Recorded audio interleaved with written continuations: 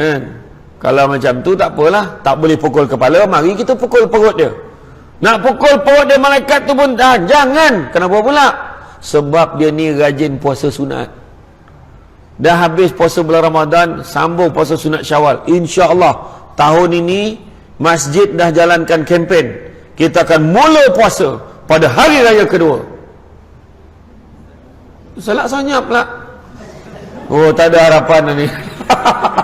Terperanjat pula bila umur macam tu. Kan? Orang dulu-dulu raya kedua dah start dah. Kan? Betul tak kan? Arwah abah saya dulu raya kedua dah start. Bila dia start puasa dia layan orang datang raya tu selama dia. Layan orang. Jemput lah makan-makan. Dia pun duduk sekali. Kan? Tak makan. Saya dah makan dah tadi. Tahu kan? Dia tak beritahu pun dia puasa. Anak dia pun sama tu. Tapi saya makan sekali. Macam tu kan. Iya, ni cerita betul. Lepas puasa sunat Syawal, buat puasa salat sunat Isnin Khamis pula. Lepas Isnin Khamis, buat pula sunat-sunat yang lain. Antara Yaumul Abid, puasa sunat hari putih. Buat 13, 14, 15 setiap bulan Islam. Kecuali pada hari-hari tasyrik. Buat. Tak ada pek buat semua, jangan tinggal semua. Nabi paling suka berpuasa sunat. Puasa sunat hari apa? Hari Senin. Kenapa? Sebab hari kelahiran Nabi. Itu lah. Buatlah, janganlah tak buat. Kan?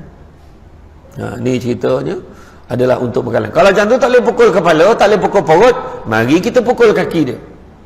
Malaikat tu pun sebut sekali lagi, jangan kau pukul kaki dia sebab dia ni rajin bangun malam qiyamul lail. Betul tak bulan Ramadan kita ni boleh qiyamul lail? Betul? Ada setengah masjid surau memang buat 10 malam terakhir dia buat qiyam al-lail. Di rumah pun kita boleh qiyam al-lail. Orang perempuan paling rajin qiyamul lail sebab dia bangun siapkan sahur. Itu pun qiyamul lail. Jadi jangan lupa niat kerana Allah.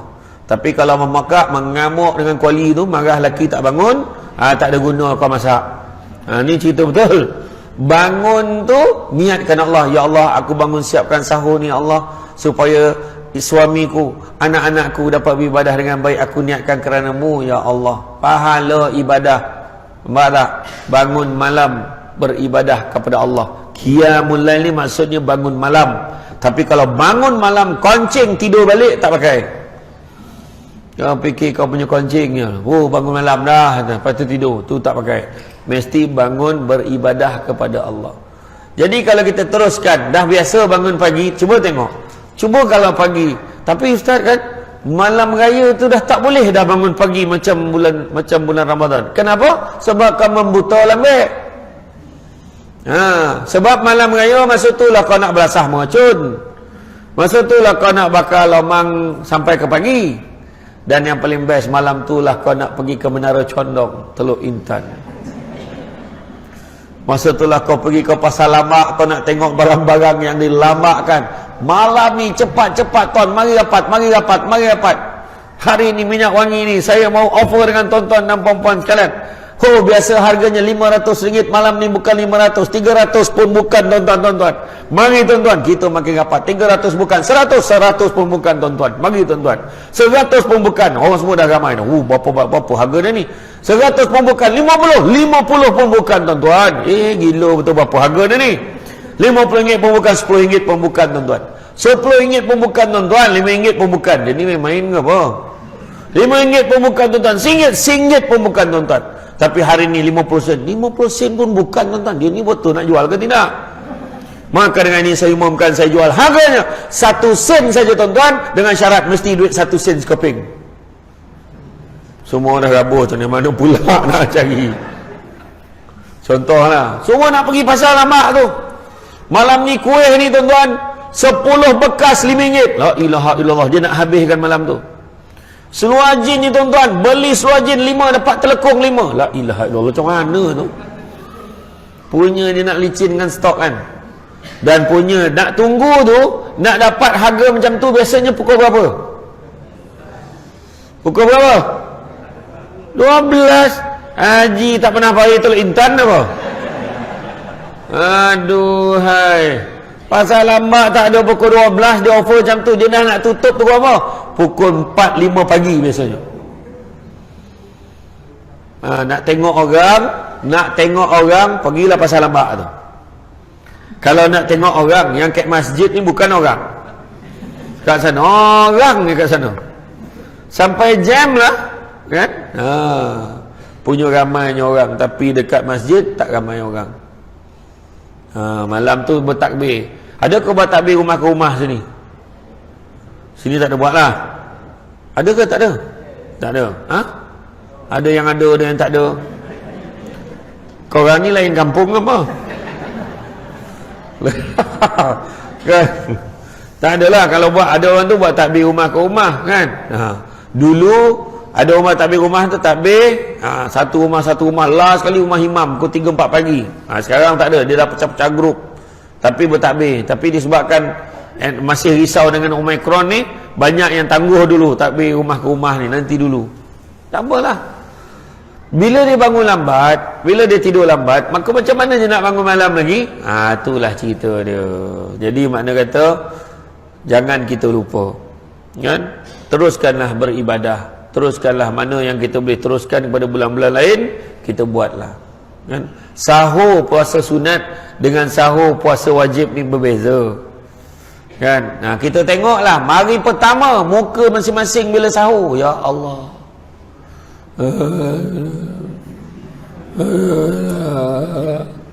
yang bini menyekap malam tadi elok aja, wah nak mati sangat dah laki aku ni. Dia kata nak nasi lah. Bayangkan. Tapi bila sahur hari terakhir Ramadan, makan. Hari ni last kita puasa, besok dah raya. Dia confident hari Isnin raya. Macam tu lah ayat dia. Banyak betul cekadak. Puasa je lah kan. Lain dah umum barulah cakap. Tak tahulah, sedengar-dengar Selasa, tak tahulah. Tak tahulah kalau desakan-desakan orang kan. Tak tahulah, boleh ikut desak-desak pula kan. Sedengar Jakim cakap baru ni Selasa. Tapi kalau ramai sangat push, silap-silap jadi Rabu. Masa tu ramai lah yang mengamuk kat Menara Condong tu. Sengit terus menara tu. Allahu Akbar. Jadi makna kata mana ibadah yang boleh kita laksanakan lagi, kita laksanakanlah. Tu sebabnya pada hari ni kita patut dah mula rasa dah, Allahu Akbar, Ramadan yang dirindui dah nak pergi dah Ramadan. Aduh, hai suasana tu kan, suasana sedekah ramai-ramai. Tu sebab kalau kita nak tengok kan, ramai betul lah pada bulan puasa ni. Pada bulan puasa ni orang jamu makan anak-anak yatim. Ramai. Masuk je Syawal, budak tu dah tak yatim lagi. Seolah-olah budak ni anak yatim pada bulan puasa je. Heran tak kata? Bayangkan. Jadi janganlah kita hanya buat sesuatu tu pada bulan Ramadan, teruskan pada bulan-bulan yang lain. Kemudian bila sampai je Syawal nanti kan, jangan lupa mandi sunat Aidil Fitri sebelum keluar menunaikan solat sunat Aidil Fitri. Mandi sunat tu jangan lupa. Mandi memang mandi, tapi kadang kita terlupa untuk niatkan mandi sunat Aidil Fitri. Bagaimana kalau mak besar menyatakan 3 perkara sunat di hari raya, antaranya mandi sunat sebelum keluar solat hari raya. Tu mandi sunat tu mustahab. Kedua, menjamah makanan sebelum keluar. Berdasarkan ni saya beritahu lah, takut tak sampai ingatkan, malam ni saya ingatkan. Sebab siap dah tadi dah diumumkan, mungkin saya rasa mungkin hari Isnin. Kan kau dah terlampau fikir, kau dah terlupa dah apa benda sunat, baik aku beritahu dulu kan. Maknanya kalau Isnin besok dah hilang dah orang dari masjid ni, takut-takut buat pengumuman awal tu kan. Kan. Jadi berdasarkan hadis dari Anas bin Malik diriwayatkan daripada Al-Bukhari yang menyebut Nabi SAW tidak keluar di pagi hari raya Aidil Fitri sehinggalah Nabi SAW menjamah beberapa biji buah kurma. Jadi jamah buah tamak. Sebab apa? Sebab nak bezakan pagi raya dengan pagi Ramadan. Tapi kalau solat sunat Aidil Adha, kita disunatkan jangan makan apa-apa selain selepas kita dah solat sunat Aidil Adha baru kita makan. Faham ya? Itu beza dia. Kemudian memperbanyakkan takbir dan bukan memperbanyakkan menonton cerita Korea dan Hindustan pada malam raya. Hanyalah saya kan nak tengok drama Korea, merau-rau dengan perempuan ni. Aduh. Jadi mana kata jangan banyak tengok apa nengok cerita pondok buruk tu tiap-tiap tahun. Macam tu nangis tiap-tiap tahun.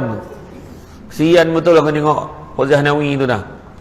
Tiap-tiap tahun sedih hidupnya, manjang tak dapat beraya je. Kan? Bawa lah cerita gembira sikit. Kan? Bukanlah makna gembira sampai lupa orang yang susah. Tak. Jangan terlalu sibuk dengan aktiviti persiapan raya sehingga meninggalkan peluang takbir. Alhamdulillah. Sekarang semua orang tak ada sibuk tukar sarung kosyen lagi dah. Sebab semua dah pakai sofa. Kan? Cuma yang masalahnya sekarang dia dah pandai minta tukar sofa. Tu yang pening kepala tu. Kan? Penting. Takbir. Kan? Takbir yang dibenci oleh syaitan. Sebab bila kita bertakbir, syaitan cukup tak suka. Sebab dia cukup terseksa dengan takbir yang kita baca. Allahu Akbar, Allahu Akbar, Allahu Akbar. Confirm Isnin. Kalau macam tu takbir. Aduh, hai. Tak adalah. Kan? Tapi Ustaz, saya tak pandai lah takbir tu Ustaz. Saya tak pandai yang dah tu tak pandai. Yang sadaqa wa'dah wa nasara 'abdah wa 'azza jundahu wa hazama ahzaba wahdah. Dia tak tahu tu dah tu. Tak apalah. Allahu Akbar, Allahu Akbar, Allahu Akbar. Dia kata walillahil hamd pun tak tahu. Tak apa. Allahu Akbar, Allahu Akbar, Allahu Akbar, Allahu Akbar, Allah sampai pagi esok. Macam tu lah. Tak ada salah dah. Bertakbir itulah dia. Kan? Buat ya, jangan tak buat. Kalau kita tengok bagaimana Ibnu Umar radhiyallahu anhu keluar di hari raya Aidilfitri, beliau akan berterusan bertakbir sehinggalah imam keluar untuk mengimamkan solat hari raya. Maknanya boleh takbir sampailah solat sunat Aidilfitri. Maknanya kalau dah mula 8.30 pagi, maka setakat itu ajalah. Masa pagi tu siapa yang nak bertakbir, datanglah awal sikit ke masjid. Pukul 7.30 tu dah datang. Bertakbirlah kita. Tapi tolong ya, tolong. Jangan main belasah ya. Ada tajwid dia bertakbir ni. Main bunyi. Walillahi hamd. La ilaha illallah. Apa yang kau baca ni? Dah lah kau pakai mic. Satu kampung dengar. Kesalahan yang kau buat dengan penuh bergaya tu. Kan? Yang Jawa lagi. Allahu Akbar, Allahu Akbar. Tak apalah. Tu tak boleh tolong. Dah memang lidah dia macam tu. Oh sedap kau ngutuk Jawa. Aku Jawa juga tahu. Kan belah mak Jawa, belah ayah Minang. Tu muka macam Pan Asia tu. Macam tu. Kemudian mengucapkan selamat dan mendoakan antara satu dengan yang lain. Tak ada masalah nak menggunakan apa juga kalimah asalkan mempunyai maksud yang sama. Bagaimanapun kalimah yang digunakan di zaman baginda SAW adalah taqabbalallahu minna wa minkum, yang bermaksud semoga Allah menerima amalan ibadat Ramadan kami dan kamu. Kan yang kita biasa baca taqabbalallahu minna wa minkum.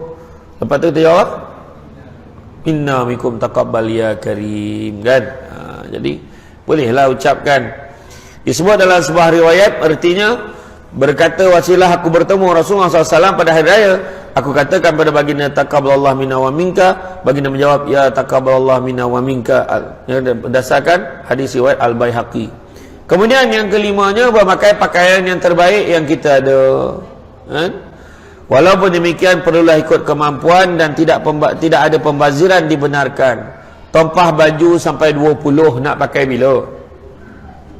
Nak pakai bila? Tolong cakap. Tompah baju Melayu sepasang, siap dengan sampin, kan? Sampai 5 pasang. Sudahnya pakai baju tu je. Sampin dengan seluar tu hari kedua dah tak nampak lah. Kan? Itu sebabnya membazir, kan? Tidak dibenarkan menghina pakaian orang lain yang kurang indah dan kurang mahal. Kan? Ini macam pakaian ni angkat tepi jalan je. Aku pernah nampak ni, RM5 kan? Tak payahlah. Tak payah. Orang perempuan, tolong jangan pakai yang ketat-ketat, yang menyusahkan pandangan orang lelaki. Macam tu. Kan pakaian ketat. Lepas tu dia buat kain belah. Lepas tu bila angin tiup, dia sibuk nak tutup. Kambangan kau je tu. Kan, yang kau pergi tampah apa pasal? Jadi seorang suami dayus kalau membiarkan isterinya pakai pakaian sedemikian. Ingat ya, orang lelaki yang membiarkan isteri dia pakai pakaian yang seksi, pakaian yang ketat, pakaian yang jarang hingga menampakkan jenis dan jenama baju dalam ni. Contohlah, punya ketat tapi jarang lah tu. Ada. Dahlah jarang, jaring lah tu. Kan macam mana? Kan tu semualah aku akan merosakkan bacaan. Bacaan orang yang tengah semayang. Dia nampak terbayang lagi dia nampak. Tolong hati-hati. Ya. Dan janganlah pula terlupa untuk menutup aurat. Nak pula kita pergi beraya, jumpa saudara mara, dah makan lauk landak, gulai landak, rendang landak tengah hari tu, terlelap tidur kat ruang tamu, kain tersingkap, aurat tak tutup. Sedangkan ada juga auratnya kita dengan saudara-saudara kita tu.